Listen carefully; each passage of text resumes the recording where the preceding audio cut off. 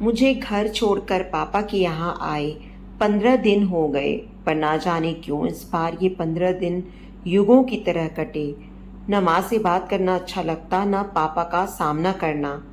एक अपराध बोध सा हमेशा बना रहता, जैसे मैंने अपनी लापरवाही से उनकी किसी बहुमूल्य वस्तु को खो दिया हो। पूरी तत्परता से माँ और पापा मेरा ख्याल रख रहे हैं, जिसके पीछे झांकती हुई उनकी संशय की चिंताएं मुझे स्पष्ट दिखाई देती हैं। उन्हें डर है कि कहीं मैं डिप्रेशन में कुछ कर न लूं। कैसा दुर्भाग्य है यह। माँ और पापा को इस उम्र में मेरी तरफ से चिंता मुक्त होना चाहिए।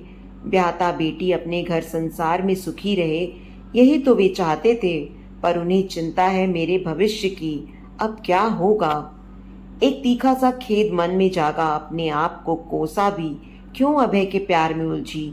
इससे अच्छा शायद वही रिश्ता रहता जो बड़ी चाची के मायके से आया था। पर अब तो अभय ही दुनिया जहान में सबसे अच्छा, सबसे निराला लगता था, एकदम विश्वास पात्र। उसी अंधे प्यार और विश्वास के कारण उसे सहर्ष अपनी जिंदगी सौंपी थी। मेरे उस निर्णय ने चाची को थोड़ी नाराज भी किया था, पर मुझे विश्वास था कि प्रेम विवाह ही सफल रहेगा। बड़े बड़े दावों के साथ मैं अपने निर्णय पर अटल थी, पर रेत के महल साबित हुए मेरे दावे। उसी ने तोड़ दिया विश्वास। कुछ दिन तो मेरे भीतर अभय के प्रति एक अंध क्रोध सा था, जो सिर्फ अभय के अलावा कुछ और देख ही नहीं पा रहा था। लावे की तरह पिघलता वह क्रोध जो अभय का कुछ नहीं बिगाड़ सकता था, पर मुझे भस्म किए जा रहा था। 1 माह में ही वह क्रोध अपने आवेगात्मक के अनुपात में शांत भी होने लगा, और मुझे अपनी नहीं, माँ और पापा की चिंता होने लगी। उनके बुढ़ापे को यूं बिगाड़ देना ठीक नहीं है। मैं सोचने लगी कि मुझे स्वयं को संभालना होगा। एक तेज प्रवाह की तरह अभय मेरे जीवन में आकर चला गया। एक ज्वार भाटा ही तो था उसका आना और जाना। मैं उठ खड़ी हुई एक नए निर्णय के साथ। एक ठोस निर्णय ने मेरे अंदर के ज्वालामुखी को शांत कर दिया। मैंने माँ के सामने जाकर दृढ़ विश्वास के साथ कहा, माँ, मैं कल जाना चाहती हूँ। कहाँ? माँ चौंक उठी। वहीं वापस अपने उसी घर में। क्यों, यहाँ तकलीफ है क्या? माँ ने थोड़ा गुस्से से कहा। हाँ, यहाँ रहते हुए मुझे ऐसा लगता है जैसे मैं छोड़ी हुई औरत हूँ। यह एहसास मुझे डंक मारता है। वह घर मैंने नहीं छोड़ा है, वह मेरा घर है। मैं वहीं रहकर आगे पढ़ाई करूंगी और कुछ नया काम शुरू करूंगी। मुझे आपका और पापा का आशीर्वाद चाहिए। पिछले 5 सालों से वहाँ रहते रहते वहाँ की आदत सी हो गई है। इस घर में तो मैंने उम्र के 20 वसंत देखे थे, पर वह घर मेरे सपनों से जुड़ा था, मेरा अपना घर। क्या वहाँ अभय के बगैर रह पाओगी? माँ का सहज सा प्रश्न था। क्यों नहीं, उस घर के एक एक तिनके को मैंने ही तो संजोया है। क्या हक है उस पर अभय का? मैं माँ पर ही भड़क उठी थी। अच्छा, तेरे पापा से बात करूंगी। हाँ माँ, पर कुछ दिन तुम दोनों भी चलो मेरे साथ। वह घर हमारा है, उसे मैं यूं ही बनाए रखूंगी, चाहे वह मेरे लिए यादों का कब्रिस्तान ही क्यों ना बन जाए। अभय को जीवन में एक रास्ता पसंद नहीं थी, वह बदलाव चाहता था। अब मैं ऐसे बदलाव लाना चाहती हूँ कि वह देखता रह जाए। माँ और पापा के साथ मैं फिर लौट आई थी अपने उसी घरौंदे में, जहाँ केवल गृहस्थी का सामान था। एक बिखरे रिश्ते का वर्तमान अपने सुखद दाम्पत्य की यादों के अतीत के साथ मौजूद था। घर में सब कुछ वैसे ही मौजूद था, पहले की तरह अपने पूरे वजूद के साथ। नहीं था तो केवल मेरा अपना वजूद। अभय के साथ मैं भूल गई थी कि मैं एक अलग व्यक्तित्व हूँ। मैंने ढाल लिया था स्वयं को अभय के वजूद में। मैं शायद सोचना ही भूल गई थी अपने बारे में। नहीं नहीं, मैं जो सोचती थी, जो करती थी, उसके केंद्र में ही अभय होता था। क्या बनाना है, क्या सजाना है, क्या पहनना है, सब कुछ अभय की पसंद के अनुसार करने लगी थी, जैसे मैं कहीं थी ही नहीं। क्यों इतना निर्भर हो गई थी उस एक शख्स पर?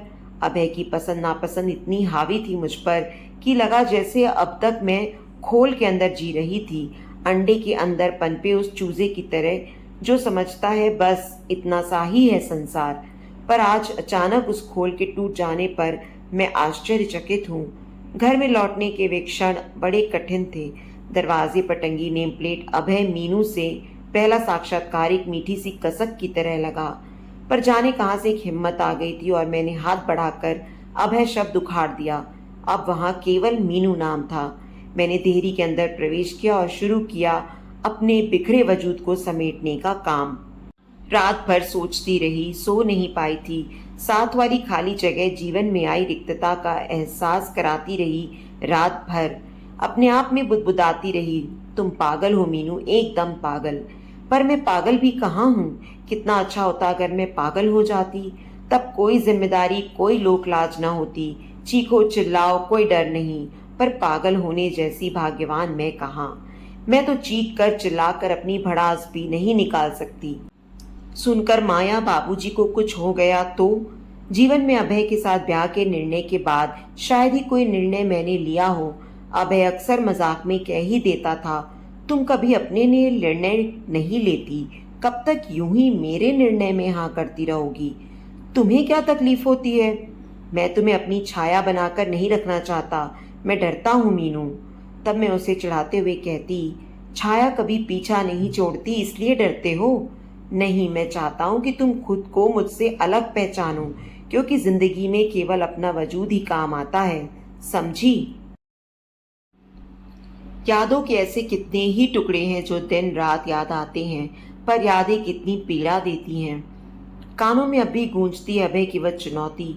मैं जुट जाना चाहती हूँ अपने उस वजूद के लिए जिससे मैं अभय के साथ होने पर पता नहीं कब कहाँ किस मोड़ पर छोड़ आई थी। मैं समझती थी ब्याह के बाद जो कुछ है वह पति के लिए ही है। पति प्रेम एक ऐसी जादू की छड़ी है जो जीवन में दुख दर्द आने ही नहीं देती, पर मैं गलत थी। मात्र कुछ वर्षों में मैं स्वयं को भूल गई थी। सिर्फ एक समर्पिता बनकर रह गई थी जो अपना अस्तित्व तलाशती थी, कभी पति की बाहों में, कभी पति के चरणों में, तो कभी पति के घर में। मेरा समर्पण इतना व्यर्थ निकला कि अभय उस एक रास्ता से कब बोर हो गया, ऊब गया मुझसे, मुझे पता ही नहीं लग पाया। जब पता लगा तब तक बहुत देर हो चुकी थी। पिछले कुछ समय से मुझे लग जरूर रहा था कि अभय परेशान है, खोया खोया रहता है। कभी लंबे समय तक हाथ पकड़े बैठा रहता, जैसे डर रहा हो कि कहीं मेरा हाथ छूट न जाए। हो सकता है हमारा प्यार उसके अंदर चल रहे द्वंद्व में उसे डराता हो, या फिर वह छोड़ देने से पहले की पकड़ थी। जाने कैसा ठंडापन था उन दिनों के स्पर्श में। तब मैं समझती अभय परेशान होगा किसी बिजनेस प्रॉब्लम में। उसके चेहरे से लगता था कि वह घुटन महसूस कर रहा है, कहीं उलझा हुआ है। कभी मैं समझती वह कहीं दूर है, मुझसे हजारों मील दूर, वह केवल शरीर से मेरे साथ है। कभी कभी अभय प्रगाढ़ अंतरंगता में डूबता उतराता रहता, पर अब लगता है वह भुलावा था या छलावा। मैं कहती, आपको आजकल क्या हो गया है, इतने चुप, इतने खोए खोए क्यों रहते हो। अभय कहते, कुछ नहीं, फिर कभी बताऊंगा। मैं ज्यादा परेशान भी नहीं करती थी। अभय कुछ मूडी है, बात का सीधा जवाब कभी नहीं देता। फिर लंबा चौड़ा कारोबार, हजारों उलझने हो सकती हैं, पर पिछले 1 साल से अभय अक्सर दिल्ली टूर पर रहता। अब तक हर दौरे पर मुझे भी साथ ले जाता रहा था, पर पिछले 1 साल से दिल्ली टूर पर मुझे चलने को नहीं कहा था। इस बार जाते वक्त वादा किया था अभय ने, शादी की वर्षगांठ पर वह मुझे दिल्ली ले जाएगा और एक खूबसूरत तोहफा भी देगा। मैं उसी वादे पर अटकी इंतजार कर रही थी। 2 माह का अकेलापन था, इतना लंबा टूर अभय ने पहले कभी नहीं किया था। मैं कोशिश करती खुद को व्यस्त रखने की, कभी शॉपिंग करती, फिल्म देखती, कभी सेल में जाती, किचन का नया सेट, बेड कवर, पर्दे, पौधे बदलती रहती। यूं भी अभय को बदलाव चाहिए, उसे घर की सजावट में चेंज पसंद है। वह अक्सर कहता, बदलती रहा करो ये चादर, ये कवर, ये पर्दे, मैं बोर हो जाता हूँ एक सी व्यवस्था से। पर अभय, तुमने इस हद तक बदलाव पसंद किया, यह तो मैं सपने में भी नहीं सोच सकती। तुमने तो मुझे भी बदल डाला। शायद तुम मेरे अस्तित्व को पलंग पर बिछी चादर की तरह समझ बैठे। मैं कोई तुम्हारे ड्राइंग रूम में रखा फूलदान नहीं थी। उस दिन शाम मिसेज कांत के घर गृह प्रवेश की पार्टी थी। न चाहते हुए भी मुझे अकेले ही जाना था। वहीं मुलाकात हो गई कांत की दिल्ली वाली बुआ जी से। अरे बुआ जी आप, मैं चहक उठी थी। वे मुझे अच्छी लगती हैं, पहले कई बार मिल चुकी थी। कैसी हो मीनू। एकदम ठीक, मैं बोल गई। दिल्ली आने वाली हूँ, अभय वहीं है आजकल, मैंने उत्साह से कहा। क्या अक्सर वहीं रहने लगा है। पूछते हुए उनका चेहरा एकाएक गंभीर हो गया। उनकी आंखों में एक अजीब सा भाव था जिसमें व्यंग भी था, दया भी। मीनू, तुमसे बात करनी है, चलो ऊपर बालकनी में बैठते हैं, वे सहज होते हुए बोली। हाँ हाँ चलिए, मैं आगे चलने लगी। वे बात का सूत्र जमाते हुए बोली। दुबली लग रही हो। नहीं तो, सारा दिन खाती रहती हूँ, अकेली जो हूँ। हाँ मैं जानती हूँ, पर तुम विरोध क्यों नहीं करती? वे कहने लगी। किस बात का? अभय के दिल्ली जाने का। तुम रोकती क्यों नहीं उसे? दिल्ली जाने से क्यों रोकूं भला? तुम्हें नहीं मालूम? तुम अकेली क्यों रहती हो, यही समझाना चाहती हूँ। पर तुमसे कैसे कहूँ? तुम मुझे बुआ कहती हो, इस नाते तुम मेरी बच्ची जैसी हो, तो मेरा फर्ज बनता है। वे चुप हो गई। मैं विस्मय भरे नेत्रों से उन्हें देखती रही। मीनू जी, क्या तुम सचमुच नहीं जानती? मैंने उनका हाथ पकड़ लिया। क्या बात है? बेटी, अभय दिल्ली बिजनेस के काम से कम और कुछ दूसरे ही कारण से ज्यादा जाता है।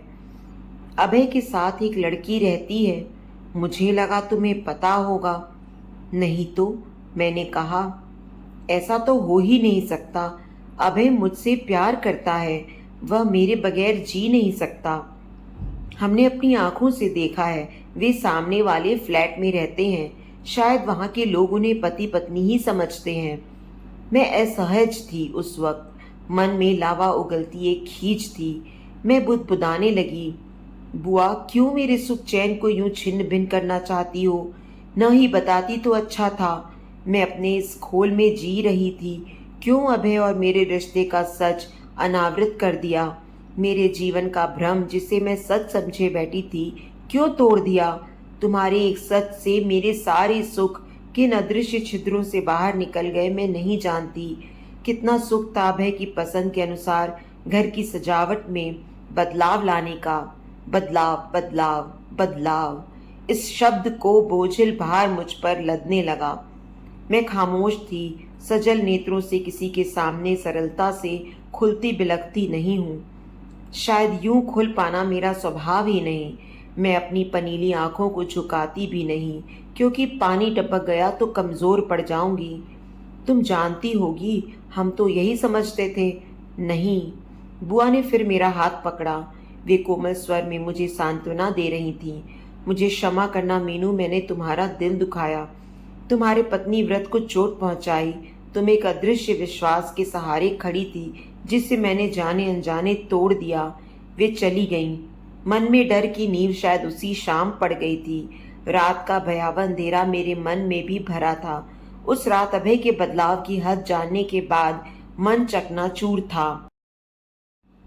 क्यों मैं भी बदल दी गई, कैलेंडर के पन्ने की तरह? अगले दिन सुबह सुबह ही अभय ने दरवाजे पर दस्तक दी थी। मैंने अनमने भाव के साथ दरवाजा खोला। क्यों, तबीयत खराब है क्या? मैं चुप रही।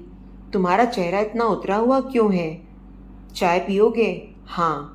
चाय का प्याला देते वक्त मैंने महसूस किया था कि अभय फिर उलझन में है। क्या बात है मीनू, मैं तुम्हें यूं उदास नहीं देख सकता।